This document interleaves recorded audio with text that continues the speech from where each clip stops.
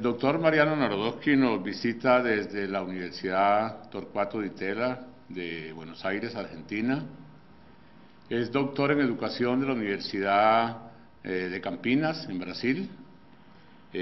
Ha sido profesor, fue vicerrector académico de la Universidad Nacional de Quilmes, fue profesor de la Universidad del Centro de la Provincia de Buenos Aires, fue ministro de Educación de la Universidad de Buenos Aires. Bueno, y bienvenido, y sobre todo, y lo más importante, es muy amigo. Bueno, el título de esta conferencia, como ustedes saben, es Masiva o Excelente, un falso dilema para la Universidad de Argentina, aunque como vamos a ver a lo largo de esta conferencia, este falso dilema se puede extender claramente, aunque con algunas acotaciones, a las universidades de otros países latinoamericanos. Quería comenzar con una interesante provocación que nos entregó Umberto Eco, el escritor y académico, que en un discurso que brindó el 21 de mayo del 2003 en Burgos, España, donde fue investido como doctor honoris causa por la Universidad de Burgos, y tras una larga argumentación aseguró que las instituciones universitarias deben ser para una élite. El gran semiólogo italiano, nacido en Alessandria en 1932, propone dos argumentos centrales para una afirmación evidentemente controversial y emblemática. El primer argumento es el excesivo número de alumnos con el que cuentan estas instituciones universitarias, es decir, que las instituciones universitarias captan cada vez más alumnos y esto hace imposible una educación de excelencia. El segundo argumento es textualmente la sustitución del papel del docente en manos de Internet. Para Umberto Eco, estos son los motivos por los cuales las universidades deberían reservarse para pocos y no para todos. Eco recordó en su alocución que las mejores épocas universitarias fueron en momentos en los que estas instituciones nacidas en la primera Edad Media, como sabemos la más antigua en Occidente es la Universidad de Bolonia, en la que Umberto Eco justamente fue profesor, ahora ya no, es una persona de 80 años, decía en el momento en que estas universidades abrieron sus puertas a un número acotado de estudiantes. A partir del siglo XIX, pero sobre todo del siglo XX, el número de estudiantes en todas las universidades del mundo evidentemente no ha parado de crecer. En su disertación, Umberto Eco también sostuvo que el exceso de alumnos entorpece la actividad académica y aboca a las universidades a la crisis. Y agregó que la progresiva influencia de las nuevas tecnologías ha modificado la relación de los alumnos con los profesores, especialmente desde la explosión de Internet, donde, textualmente él dice, se puede acceder a mucha información, lo que en parte sustituye al docente. Es decir, Umberto Eco nos plantea dos dimensiones. Por un lado, la creciente masividad, y por otro lado, la idea de que cualquiera accede a cualquier conocimiento por medio de la red Internet, y que esto supone un proceso de deslegitimación o de darle menos importancia al docente a cargo de las clases. En esta conferencia vamos a tratar de explicar que la primera de las afirmaciones, es decir, la necesidad de una universidad elitista y la idea de ponerle límite al número de ingreso de alumnos, está estrechamente conectada con la segunda de las ideas, y es que los cambios producidos por las nuevas tecnologías impactan enormemente en la organización universitaria y en la conformación de élites. Está claro que Umberto Eco está planteando un dilema conocido, que es el dilema masividad por un lado, excelencia por el otro. Un dilema que la Universidad Latinoamericana transitó y transita desde hace mucho tiempo, pero me parece que la provocación de Eco nos permite pensar que esta cuestión articula en forma notable con el nuevo fenómeno, que es el de la explosión de saberes, la aparición de redes y pantallas generalizadas. Además, en esta conferencia, muy brevemente, vamos a plantear la posición de la Universidad Argentina frente a este dilema. Respecto de la segunda afirmación, es decir, el impresionante declive del profesorado frente al imperio de Internet, la cuestión ya había sido planteada muchas veces antes, pero a mí me interesa recordar una que ocurrió 25 años antes de esta clase magistral de ECO, que fue la publicación por parte de Jean-François Lyotard, filósofo francés, del libro La condición posmoderna, informe sobre el saber, que es de 1979. Recordemos, y es útil a los efectos de esta conferencia, que ese libro originalmente fue un informe sobre la situación del conocimiento que Lyotard redactó y expuso para el Consejo de Universidades de Quebec en Canadá. En este informe, Lyotard se pregunta lo siguiente. Voy a citarlo textualmente, voy a hacer algunas citas textuales de Lyotard a efecto de ser más preciso y después lo vamos a comentar. Se pregunta, decía, ¿qué es lo que se transmite en la enseñanza superior? Tratándose de profesionalización y ateniéndose a un punto de vista estrictamente funcionalista, lo esencial de lo que se debe transmitir está constituido por un conjunto organizado de conocimientos. La aplicación de nuevas técnicas, dice Lyotard, a ese conjunto puede tener una incidencia considerable en el soporte comunicacional. No parece indispensable que este sea un curso dado de viva voz por un profesor ante estudiantes mudos, mientras el momento de las preguntas tiene lugar en sesiones de trabajo dirigidas por un ayudante. Pues lo mismo que los conocimientos son traducidos a un lenguaje informático, y lo mismo que la enseñanza tradicional es asimilable a una memoria, la didáctica puede ser confiada a máquinas relacionadas con las memorias clásicas, bibliotecas, etcétera, así como los bancos de terminales inteligentes puestos a disposición de los estudiantes. Fin de la cita. Es muy interesante este párrafo. Estamos hablando del año 1979, todavía no existía la computadora personal, ni la de Apple, ni la de Bill Gates, todavía no existía el sistema operativo de OS, la Internet existía, pero solamente acotada al sistema militar y científico norteamericano. Sin embargo, Lyotard ya se imaginaba las posibilidades que las redes de comunicación estaban planteando. Y lo que plantea es que, de alguna manera, a partir de la proliferación de estas nuevas técnicas, como le dice, estas nuevas tecnologías, evidentemente se puede sustituir, dice él, a un profesor que habla y en relación con un conjunto de estudiantes mudos por un conjunto de máquinas que son las que transmiten, dice él, las viejas bibliotecas o, imaginándose algo realmente nuevo, las nuevas bases de datos. Creo que la descripción de Lyotard es muy precisa, creo que incluso es mucho más precisa que la de ECO, a pesar de que cuando Lyotard publica esto, como decíamos antes, nada de lo que estamos asistiendo ahora existía. Y es muy reverente, muy provocador, en el sentido de la idea de profesor que habla a estudiantes mudos. O sea, finalmente, si el problema es que uno hable y los demás escuchen, eso se podría sustituir con una máquina.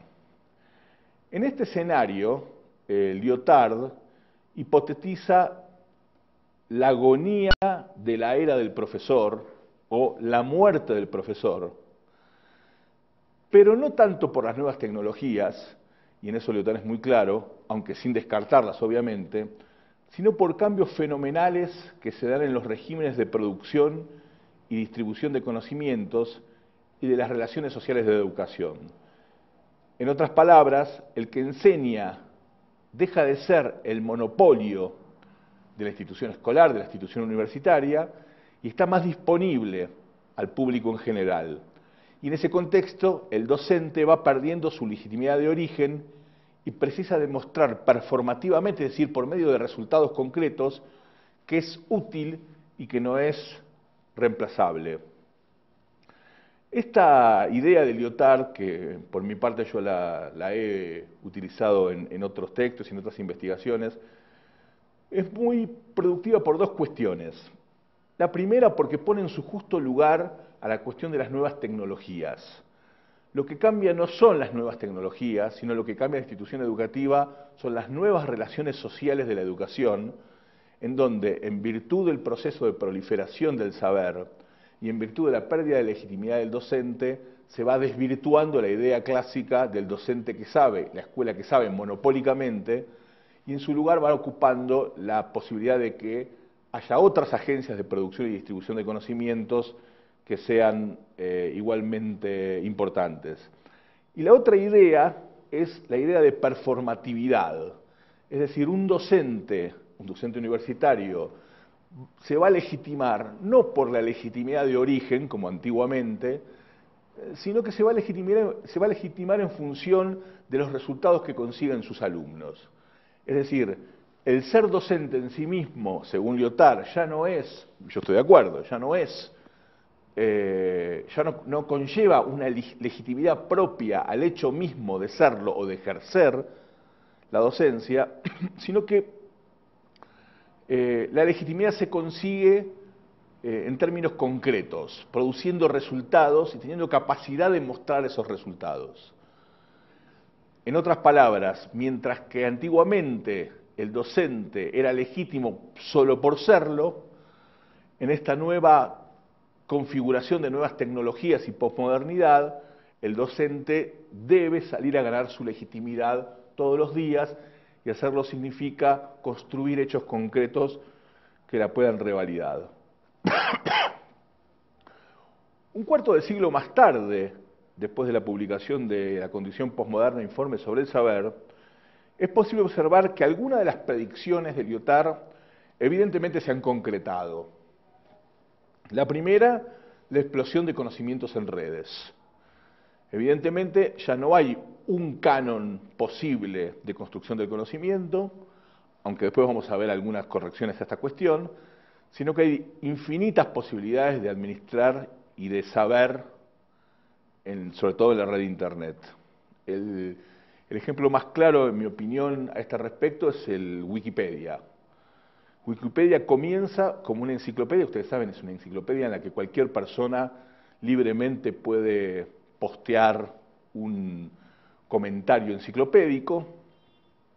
Empezó siendo como una alternativa a las enciclopedias tradicionales, fue muy criticada por la supuesta baja calidad de los artículos que tenía, pero poco a poco fue ganando en artículos, fue ganando en calidad, tiene una política propia de referencias para sostener en forma erudita los artículos que se postean, más la ayuda de Google, que hace que cuando uno googlea cualquier palabra, si ella está en Wikipedia, el link que va a aparecer en Google va a ser el de Wikipedia, ha hecho que cualquier persona cualquier niño, cualquier adolescente, cualquier joven, puede introducir una palabra en Google y tener acceso a ese conocimiento, que muchas veces es un conocimiento inválido, discutible, etcétera, pero en comparación con los inicios de Wikipedia, la calidad del conocimiento claramente ha mejorado. Pero más allá de la calidad, está claro que ahí hay una existencia y una pertenencia identitaria respecto de la expresión de conocimientos en redes que hace que cualquiera que tenga una computadora puede acceder a él. La segunda gran predicción de Lyotard, que evidentemente se ha consumado, es la utilización a gran escala de las nuevas tecnologías de la información, lo que él llama las técnicas. Los precios de las computadoras personales han bajado mucho, los celulares inteligentes también tienen acceso a Internet, e incluso, como en el caso de la Argentina, hasta los propios gobiernos distribuyen gratuitamente netbooks a todos los estudiantes de colegios secundarios públicos. Con lo cual, hemos logrado altos estándares en la utilización en gran escala de las nuevas tecnologías de la información. Quiero hacer una pequeña digresión al respecto, recordando una célebre entrevista que el escritor ruso-americano Isaac Asimov tuvo en 1988 para la televisión norteamericana, la pueden googlear y la pueden ver porque está en YouTube, en donde él vaticinaba también, en 1988, un poco más tarde que Lyotard, vaticinaba la posibilidad de que todos los alumnos tengan una computadora personal conectada a una red y que puedan acceder a los conocimientos. El entrevistador, un tanto sorprendido por la afirmación de Asimov, le dice, bueno, esto tal vez sea solamente en los Estados Unidos. Y Asimov le dice, bueno, tal vez sea solo en los Estados Unidos porque sabemos que hay países del tercer mundo que ni siquiera tienen una buena provisión de agua corriente o de un sistema de cloacas, de fluentes cloacales, con lo cual va a ser difícil que tengan acceso a esas nuevas computadoras. Extrañamente, y en realidad confirmando lo que Lyotard había planteado 25 años antes, en la Argentina, por ejemplo, los estudiantes secundarios pobres, los estudiantes pobres de escuelas secundarias, no tienen agua corriente, no tienen cloacas, pero tienen efectivamente una computadora personal que les entrega el gobierno.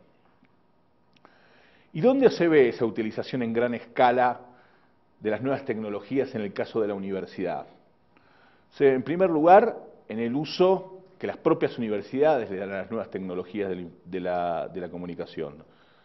Pensemos que esta charla hoy se está grabando, que va a ser proyectada, que va a ser posteada seguramente en una red social y que cualquiera puede acceder. Hemos visto, por ejemplo, cómo las universidades han dado acceso masivo a Internet a sus estudiantes, primero en laboratorios de informática, después en gran escala, y han permitido acceder a bases de datos que, por ejemplo, para nosotros los latinoamericanos siempre estuvieron vedadas.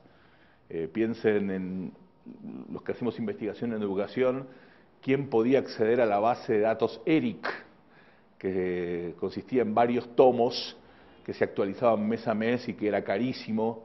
En la Argentina solo la Academia Nacional de Educación la tenía. Hoy tenemos acceso full text a ERIC en la mayoría de los artículos.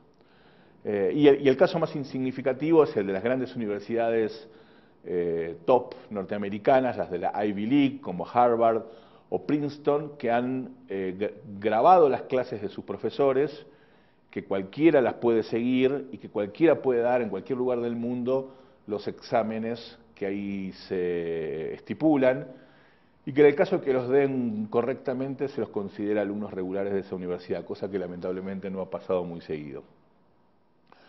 Estas nuevas tecnologías también aparecen en plataformas e-learning de grandes corporaciones. Hoy sabemos que hay muchísimas corporaciones comerciales que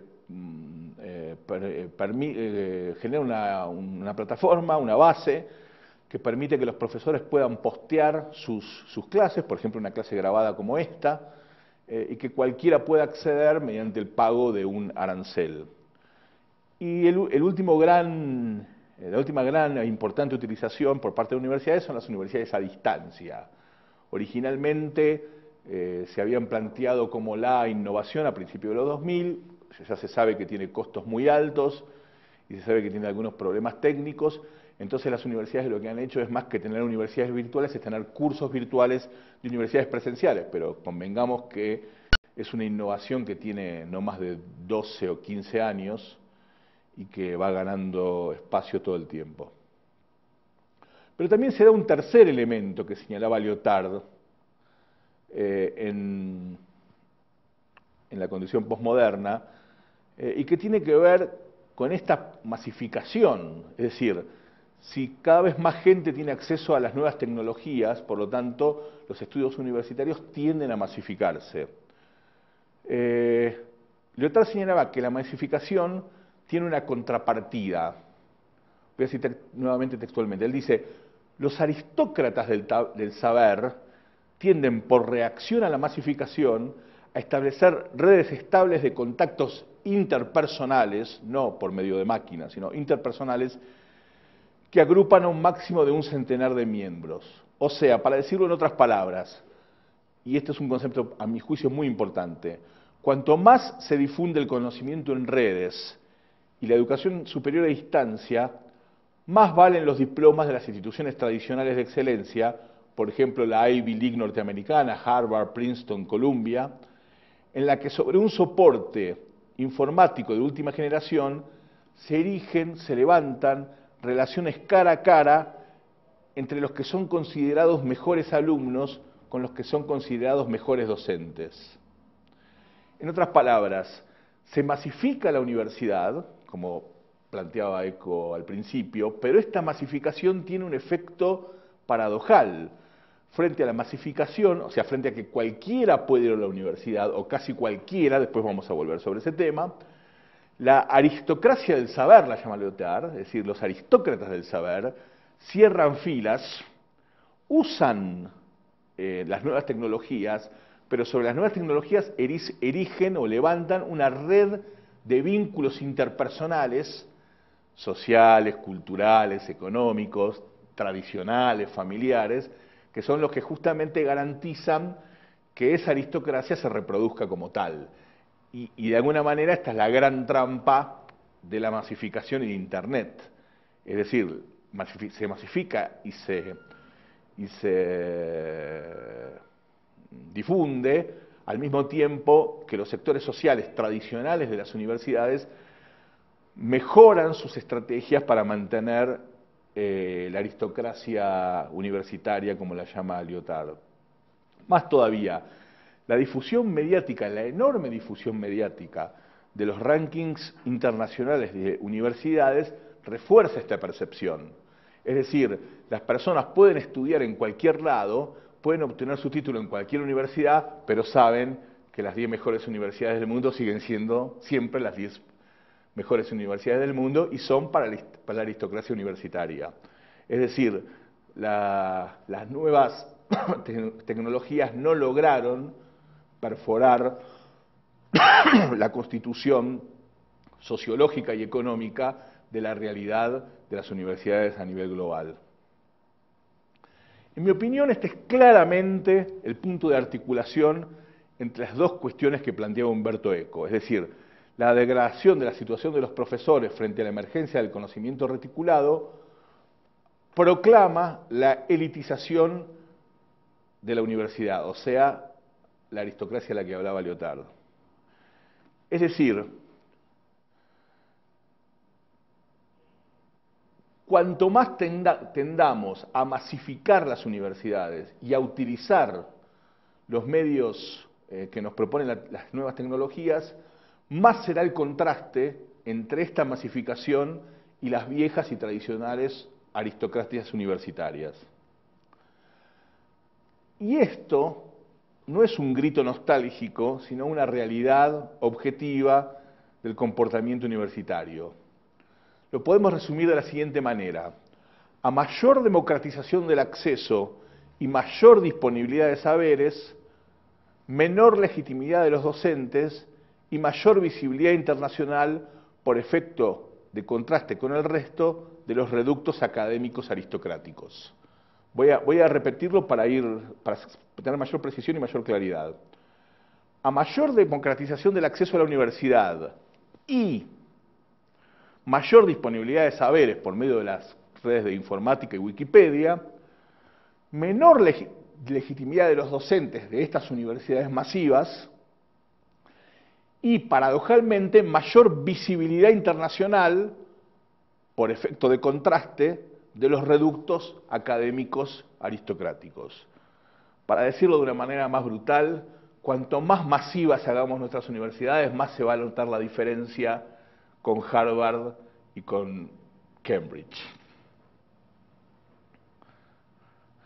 En todo caso, el concepto que está colocando Umberto Eco, que resulta tan interesante, es un retorno al irresuelto dilema masividad-excelencia en las instituciones de educación superior. Lo que estamos planteando acá es, cuanto mayor es la masividad, en términos globales, la excelencia se guetifica, se aglutina en ciertos reductos específicos. Me parece que esto es importante en el planteo de Eco porque no conviene, en mi opinión, ver el fenómeno masificación y elitismo como dos fenómenos aislados y que puedan tener una resolución cada una por su parte. Por eso yo creo que es un falso dilema. En realidad, masificación y elitismo son dos elementos articulantes de un mismo problema y que incluso trabajan en la misma sintonía y en el mismo sentido, por lo menos si damos una mirada global. Después en las miradas nacionales hay algunas diferencias sobre las que vamos a especificar algunas ahora. Voy a entrar ahora en esta segunda mitad de mi conferencia al caso argentino. El caso argentino es emblemático porque tiene muchos estudiantes. Como ustedes saben, Argentina, y particularmente la Universidad de Córdoba, fue la cuna de la reforma universitaria de 1918, que después se extendió a toda América Latina, pugnando por mayor autonomía universitaria respecto del Estado y mayor participación de los profesores y los estudiantes en el gobierno de la universidad. Fue un grito claramente democratizante y que tuvo mucha fuerza en la Argentina porque, más allá de su contenido concreto y real, fue y sigue siendo un eslogan de defensa de la universidad pública en la Argentina. Para que tengan una idea de contexto, aunque seguramente ustedes ya la tienen que tener, en la Argentina cualquier persona con un título secundario, con un diploma de escuela secundaria, en las universidades públicas, en casi todas las universidades públicas, ingresa solo mostrando su documento de identidad y el diploma de la escuela secundaria. Es decir, prácticamente no hay examen de ingreso ni ningún otro mecanismo de admisión. Hay en algunas universidades algún examen de ingreso, pero son muy aislados, y en algunas carreras significativas como medicina hay algún tipo de examen de ingreso. Pero en principio los mecanismos de ingreso son irrestrictos, es decir, y así se lo denomina. Y por otro lado, la Universidad Pública Argentina es absolutamente gratuita, si no se paga nada. Hay incluso algún sistema de becas del gobierno nacional para algunos estudiantes. Sí se paga en el posgrado, igual tarifas que son muy bajas en términos internacionales, bajísimas. Eso hace que tantos estudiantes colombianos vengan a la Argentina a estudiar posgrados. Con lo cual, la Argentina genera un marco muy interesante de lo que significa la masificación, porque a diferencia de otros países que tienen algún sistema de ingreso a la universidad, como tienen la mayoría de las universidades, la gran mayoría de las universidades de la gran mayoría de los países, Argentina no posee ningún mecanismo de ingreso, salvo estas excepciones, más que el propio título secundario. Más todavía, en la Ley de Educación Superior, que rige a las universidades argentinas, hay un artículo que le permite a las personas mayores de 25 años de edad que no tengan título secundario, pueden presentar sus antecedentes y las universidades también los pueden aceptar. Ahí hay se prevé un sistema de admisión, porque hace falta entrevistas, en fin, cada universidad lo ha reglamentado de una manera diferente, pero traía a colación este ejemplo como poniendo énfasis en que el espíritu de la Universidad Pública Argentina es justamente la posibilidad de un acceso irrestricto y la gratuidad absoluta de los estudios universitarios. Paradojalmente, en la Argentina, las universidades privadas, o algunas universidades privadas, tienen examen de ingreso, lo cual es una enorme paradoja, porque las universidades privadas no reciben ningún subsidio del Estado y por lo tanto se tienen que financiar con los aranceles que pagan los estudiantes. Pero bueno, forma parte de la cultura institucional de buena parte de las universidades privadas sí tener un examen de ingreso.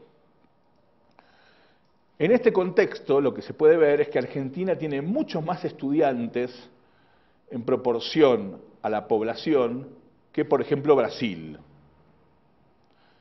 Sin embargo, se gradúan anualmente apenas 2,8 cada 1000 habitantes, mientras que en Brasil se gradúan 4,3 cada 1000 habitantes. O sea, la Argentina, en comparación con Brasil, tiene un importante acceso.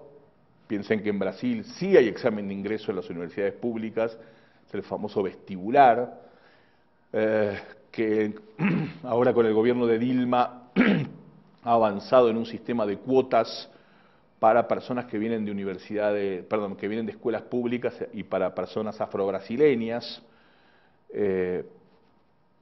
Por lo tanto, Brasil tiene un estándar de graduación prácticamente duplica al de la Argentina por cada 1000 habitantes. Es decir, que Argentina tiene un importante acceso, pero un rendimiento mucho más pobre que Brasil, con una fuerte deserción universitaria. Es decir, entran muchos, pero se gradúan muy pocos. De hecho, en la gran mayoría de las universidades públicas y privadas argentinas no hay examen de ingreso, como decía antes, ni ninguna otra forma de la restricción de la admisión. Esto es muy importante porque esto hace que que Argentina se caracterice mundialmente por ser uno de los países con menor graduación en proporción del total de estudiantes universitarios. En la Argentina se gradúan apenas 27 universitarios cada 100 ingresantes.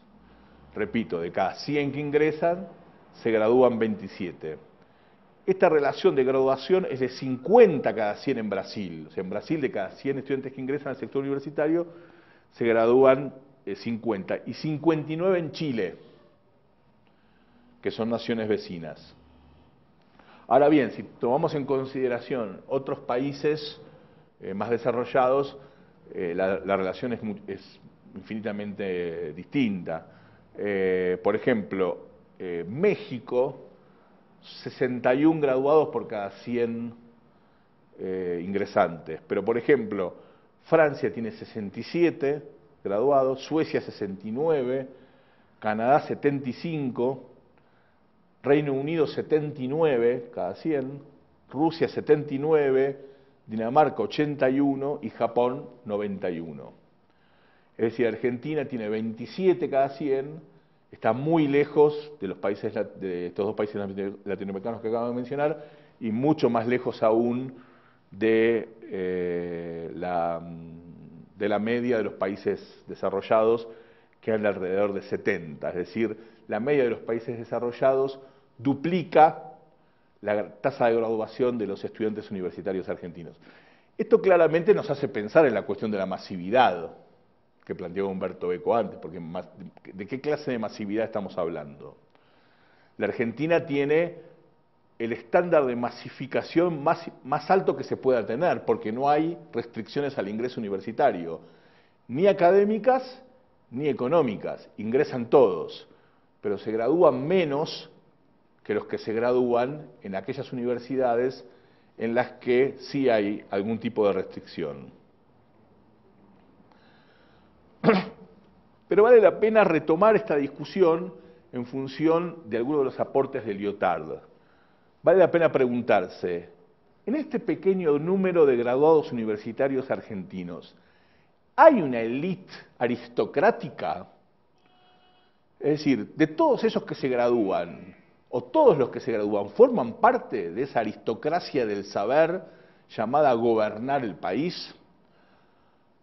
Probablemente no sean la mayoría de esos 27, y es posible además que buena parte de las élites argentinas estudien directamente en universidades de la élite global, es decir, no pasan por las universidades argentinas, ni públicas ni privadas, y estudien directamente en las grandes universidades anglosajonas. En otras palabras, la Argentina tiene pocos graduados, pero ni siquiera es posible afirmar que ellos conforman una élite de alto nivel académico. Evidentemente, se forman pocos, pero los pocos que se forman no son porque la Argentina apunta a formar una élite, sino que son los que sobreviven a un brutal desgranamiento a lo largo de la vida universitaria.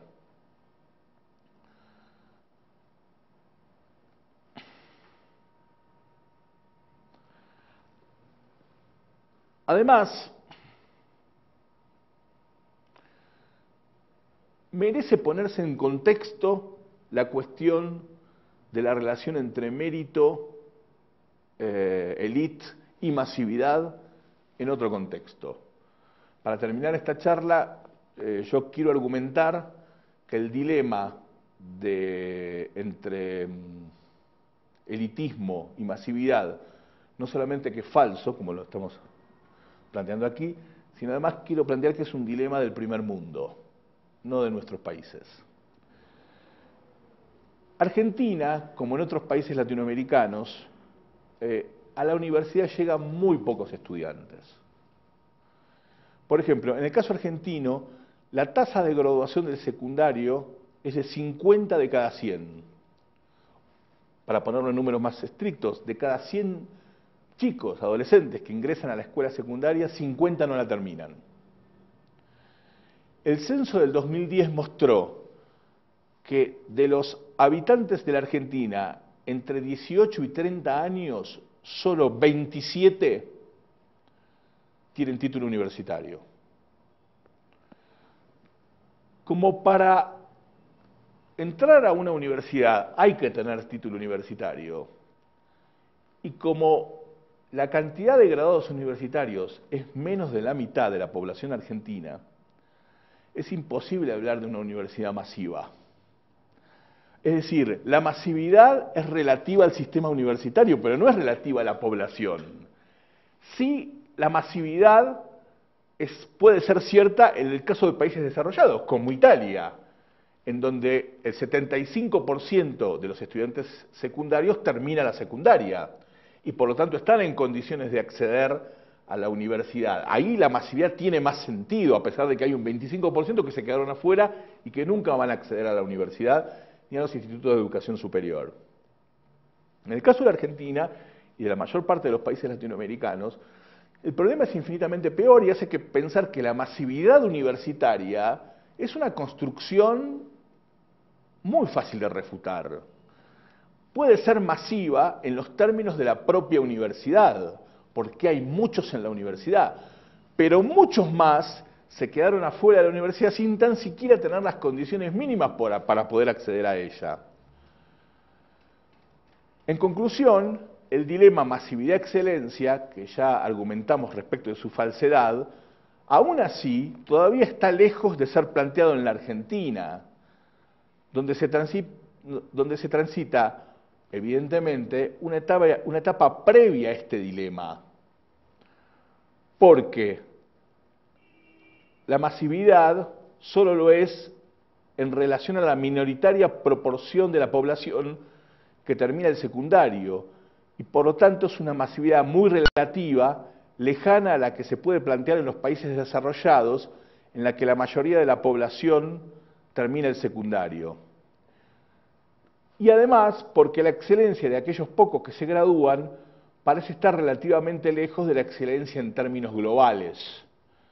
A lo sumo, construyen redes aristocráticas, en la Argentina, muy reducidas, locales, y más basadas en el origen socioeconómico de la población y en su inclusión en ciertos grupos e identidades culturales y políticas, más que en un claro y evidente hecho meritocrático. Para decirlo de otra manera, los que terminan la universidad en la Argentina es probable que no pertenezcan a una élite aristocrática del saber, pero aun si pertenecieran, es muy probable, y esto habría que seguir investigándolo, es muy probable que esa pertenencia no tenga que ver con un efecto meritocrático, sino con la preexistencia de redes, entre comillas, aristocráticas, propias del origen socioeconómico, de la participación en grupos sociales, de cuestiones culturales, de identidades que se van conformando alrededor de sus clases sociales y que no necesariamente están atravesados por un sistema meritocrático. Es evidente que la única forma de resolver el dilema masividad-excelencia es que todos puedan cursar estudios superiores, pero respetando el mérito.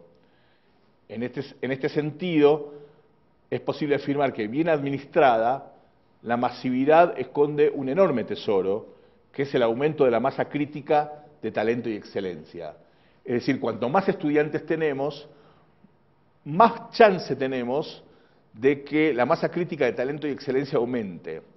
Ahora bien, para que esto ocurra, deben eliminarse o al menos reducirse las brutales diferencias sociales de acceso a la escolarización.